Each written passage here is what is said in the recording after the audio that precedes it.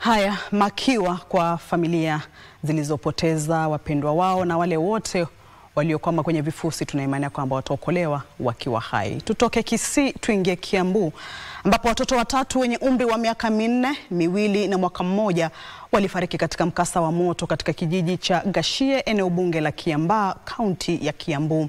Mtoto wa miaka 8 alibahatika kutoroka akiwa na majeraha wakati wa kisa cha moto kilichotokea jana usiku. Mbunge wa eneo hilo Kabau Muthondu anasema miili ya watoto hao watatu imehifadhiwa katika makafani ya hospitali ya Kihara Level 4 ikisubiri kufanyiwa uchunguzi, huku mvulana aliyejeruhiwa akilazwa katika hospitali hiyo. Wakazi wa eneo hilo wanasema walijaribu kuzima moto bila mafanikio, huku gari la kuzima moto la kaunti ya Kiambu likifika eneo la tukio kuchelewa. Polisi wanachunguza chanzo cha moto huu.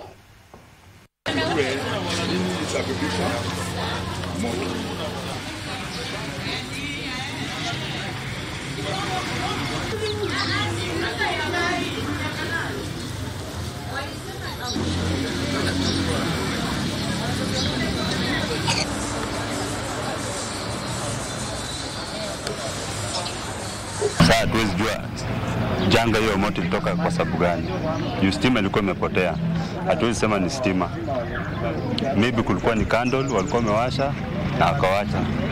So kuanzia hapo sasa sijui juu. Sasa ni watoto watatu wameungua pale kiasi cha kutotambulikana.